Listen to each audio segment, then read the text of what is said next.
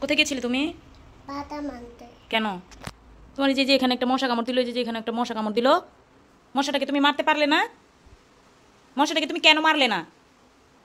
আমার ঘরের সেরেলাক খেয়ে, আমার ঘরের ভাত খেয়ে, আমার ঘরের সব কিছু খেয়ে তোমার শরীরে রক্ত হয়, আর সেই রক্তগুলো মশা এসে খেয়ে খেয়ে নিয়ে যায় কেন? তুমি মশাকে কিছু বলো নাই? তুমি দেখো নাই মশা যে কামড়ালো তোমাকে? তুমি কি এনেছো দেখি তোমার হাতে?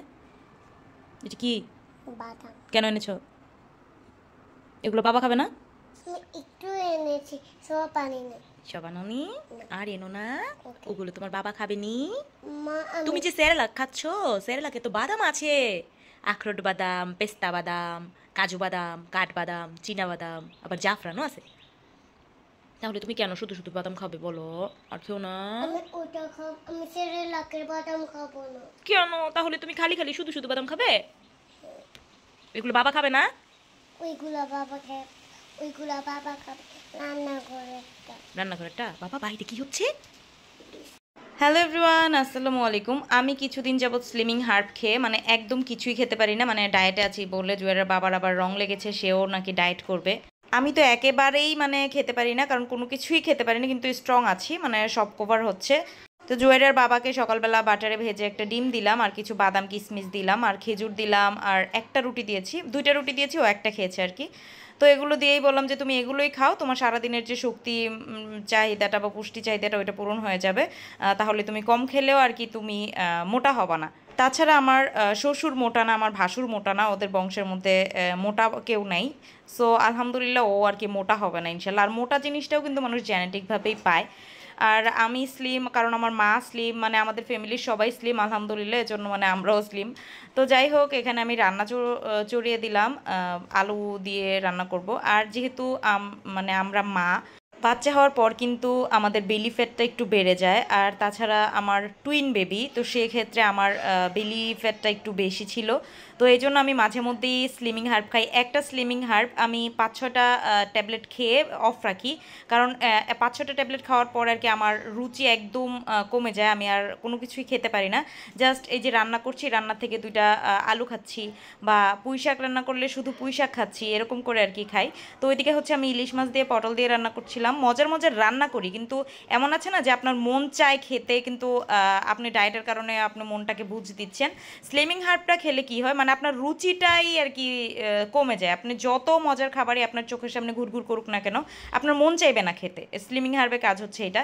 কিন্তু আপনি যে দুর্বল হয়ে যাবেন, সেই দুর্বলটাও হবেন না। না খেয়ে থাকলে আমরা যে দুর্বলটা হয়ে যাই, সেই দুর্বলটাও হবে না। আপনার প্রেশারটা সব কিছুই আর কি ঠিক রাখবে, রক্তের চলাচল সব কিছু আর কি ঠিক রাখবে, আপনার শরীরের পুষ্টি চাহিদাটাও ঠিক রাখবে। জাস্ট আপনি খেতে পারবেন না, এটাই হচ্ছে স্লিমিং হার্বের গুণাগুণ। রুচি কমে যায়, আর না খেতে পারলেই তো আপনি শুকিয়ে যাবেন, এইটাই হচ্ছে এটার বেনিফিট আর কি। তো যাই হোক, রান্নাটাও শেষ, আর জাবের এসে বলছে ভাত খাবে। কি মা?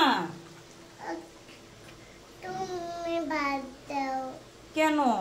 ভাত রান্না হয়ে নে। না, ভাত খাবে?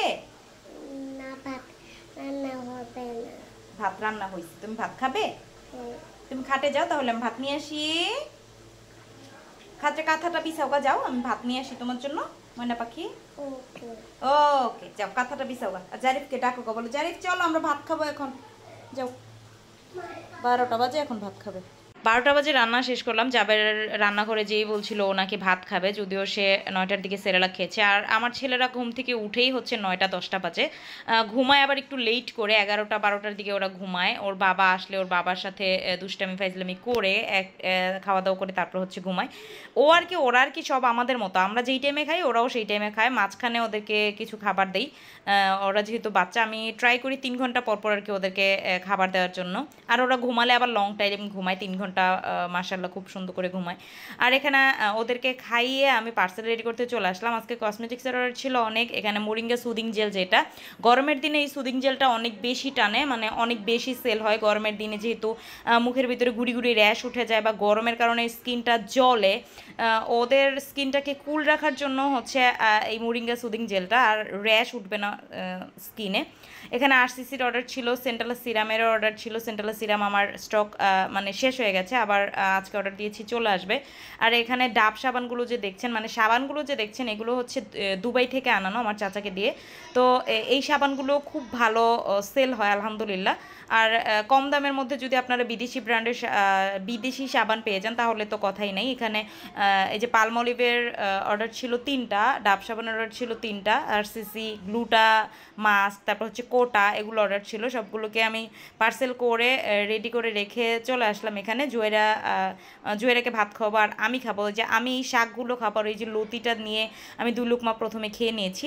আর এখানে জুয়েরের বাবা বলছে ডায়েট করে, থালে ভাত নিয়েছে আবার ডায়েট করে। তো জুয়ের আবার বললো যে আম্মু তুমি বাবার প্লেটটা ভিডিও করো। তো এখানে কিন্তু এই যে ভাতগুলো নিয়েছি, এই ভাত থেকেও আমি অর্ধেকের বেশি ভাত কমিয়ে রেখেছি। যে সাদা ভাতগুলো যে দেখছেন সবগুলো রেখে দিয়েছিলাম। আমি সবগুলো শাক খেয়েছি আর এই লতিটা খেয়েছি, আর এই 2 লুকমা ভাতই খেয়েছি, এরপর আর খেতে পারিনি। ছোট খালা অনেকদিন যাবত অসুস্থ, আমাদের বাসায় আছে, ওনাকে আজকে আবার ইবনে সিনা নিয়ে যাব। মামা এসেছে, ভাবি এসেছে দেখতে খালাকে। হাই হাই হাই হাই হাই হাই রে, এতগুলা রক্ত বের হইলো।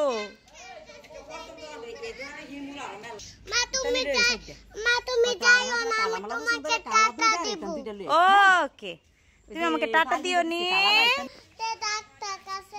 তুমি গেলে তো তোমাকে পাশার ভিতরে টুন করে সুই দিয়ে দিবে ডাক্তার, তুমি তো কান্না করবে। আমি যাই আর ডাক্তার কি বলবো?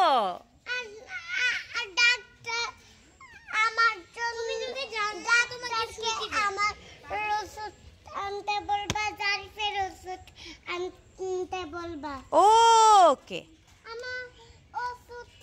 ডাক্তারকে যে আমি কি বলবো, ডাক্তারকে যে আমি কি বলবো? হ্যাঁ ওকে মা, ওকে। আমার ছেলেদেরকে আমি খুব সুন্দরভাবে বাসায় রেখে আমি এখানে সেখানে যেতে পারি। তো খালাকে নিয়ে চলে যাচ্ছি ইবনে সিনায়, রাতের বেলাই যাচ্ছি, কারণ রাতের বেলা ডক্টর রাত 8টার পর থেকে রিপোর্ট দেখায়। যারা ইবনে সিনায় যান তারা অবশ্য জানেন। তো খালাকে নিয়ে রাতের বেলাই হচ্ছে আমি ইবনে সিনাতে গিয়েছি। ওখান থেকে বাসায় ফিরতে ফিরতে হচ্ছে রাত 10টা। এর মধ্যে জারিফ জাবের আমাকে ফোন দিয়ে বলছিল যে মা তুমি আমাদের জন্য চকলেট এনো, এই এনো সেই এনো। তো এগুলো নিয়েই হচ্ছে বাসায় গিয়েছিলাম। কে খালি দুষ্টামি করে? কে? জাবের খালি দুষ্টামি করে।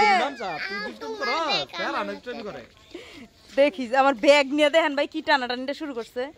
আগে আসো ঘরে আসো, আগে ঘরে আসো। তো আমি হচ্ছে ওদের জন্য একটা এই যে এগুলো এনেছি, এগুলো আবার ভাগ করে করে ওদের সবাইকে দিচ্ছিলাম 2টা করে, মানে বেশি দিব না। তো ওদেরকে বলছিলাম যে হাত পা তো 2টা করে। আমার আস্তে আস্তে প্রায় 10:30 বেজেছিল, 11:15টার মতো। ওরা সবাই সজাগ ছিল আর আমি নেমেছি, আমার কুলে না ওঠে বা আমি এসেছি এইটা না ই করে ওরা হচ্ছে আমার ব্যাগ নিয়ে টানাটানি করছিল, কারণ ওরা জানে যে আমার ব্যাগে হচ্ছে এই যে আছে, মজা আছে। এখানে জাবের বলছিল আমাকে ব্লু কালারটা দাও, ওর আবার ব্লু কালার অনেক বেশি পছন্দ আর কি। তো এই ছিল আমার আজকে সারাদিনের ব্লগ। আর আমার ভিডিও আপনারা যারা দেখেন, একটা আমার কমেন্টে একটা মানে কমেন্ট যদি নাও করতে পারেন, একটা স্টিকার হলেও দিয়ে যাবেন আর কি। বেশি বেশি কমেন্ট করবেন আপুকে যদি ভালো লেগে থাকে, বা আপুর ভিডিও যদি আপনাদের ভালো লেগে থাকে। ভালো থাকবেন সবাই, আল্লাহ হাফিজ।